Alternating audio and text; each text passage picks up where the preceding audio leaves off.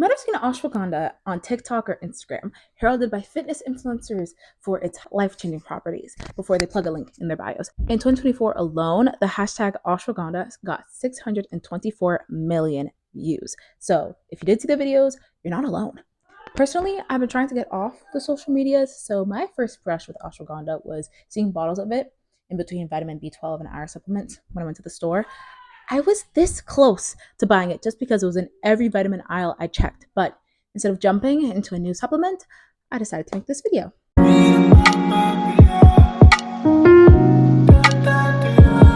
Currently, ashwagandha is the third most purchased herbal supplement in the United States, falling behind turmeric and green tea.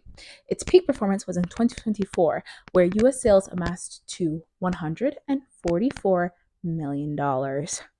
Yeah, experts owe a lot of the popularity to social media. I mean, how could you not when people are making videos like this? I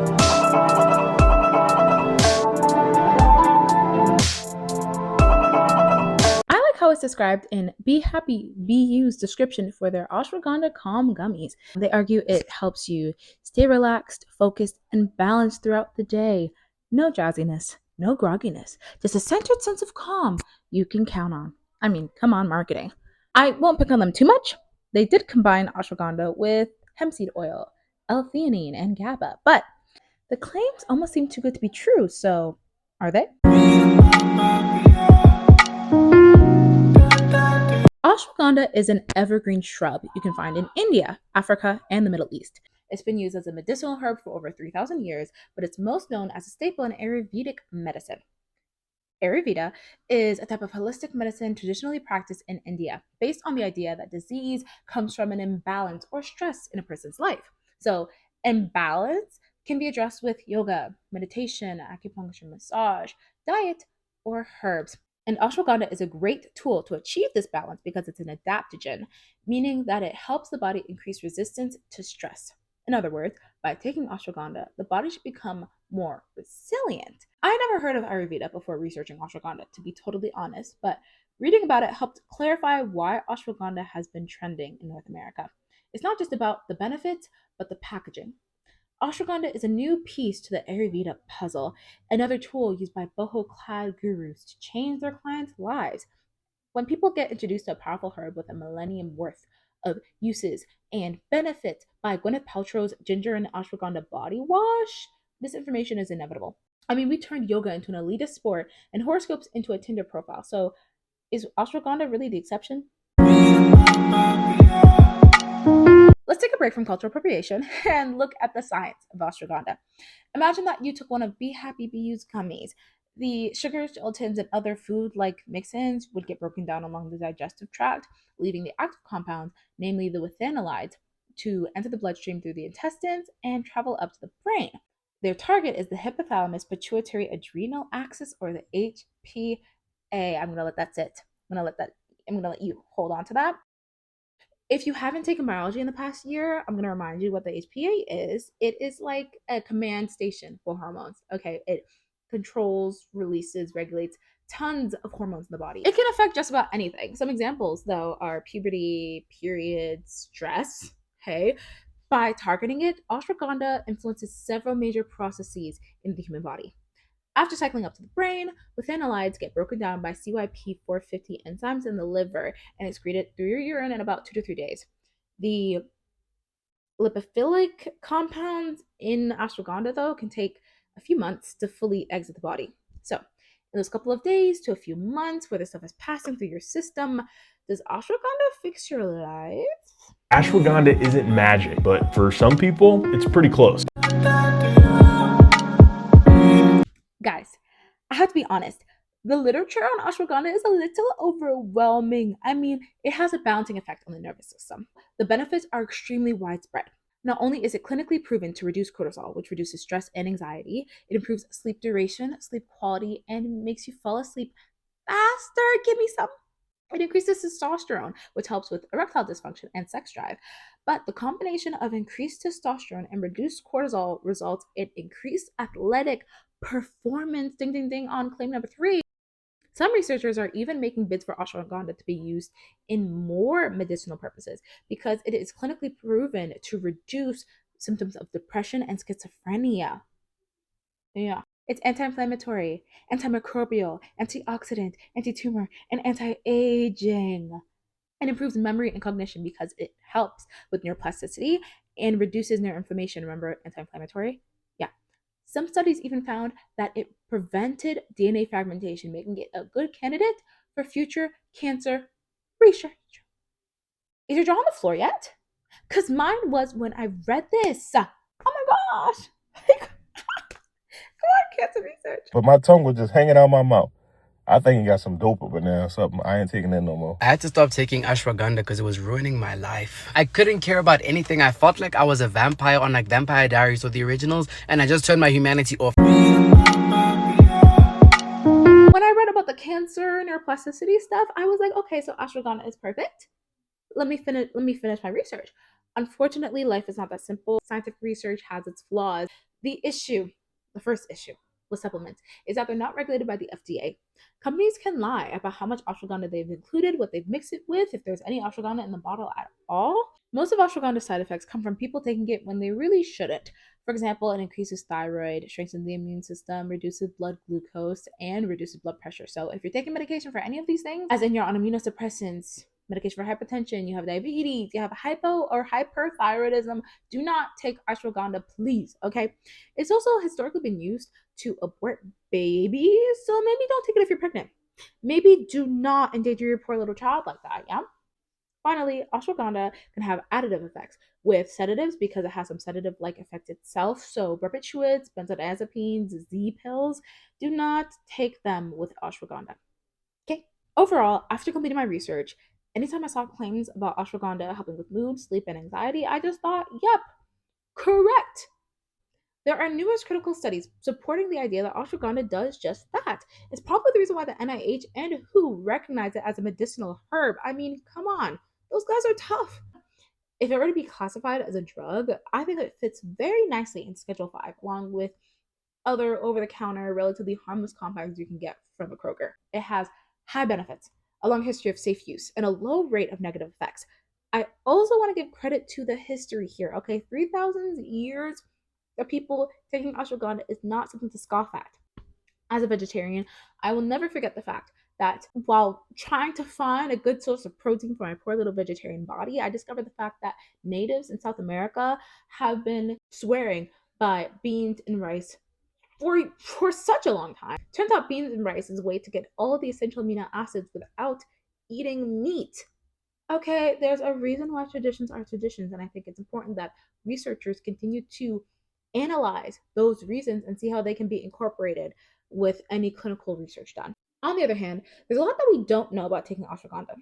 By and large, literature reviews and reputable articles say that there's not enough research to confirm that it doesn't have any negative side effects. The scientific research is not a perfect science, and what we don't know is what we don't know. Not to mention, 2025 saw a huge increase in sensationalized ashwagandha horror stories. While doing research for this video, every time I typed in ashwagandha, half of the results were the dark side of ashwagandha. Ashwagandha ruined my life. Ashwagandha is the devil. Oh my gosh, I'm gonna add a little clip from that girl's video. Ashwagandha is the devil, okay? If you take ashwagandha, stay the hell away from me. I have no emotion any longer. My mother got upset by something I had done. And when I tell you, I felt zero remorse. I looked at my own mother, my savior, my Shayla, and I literally laughed in her face. I went, you think that that's a problem, do you? Like, I said something really not very nice. She blamed ashwagandha for all of her problems. No tea, no shade.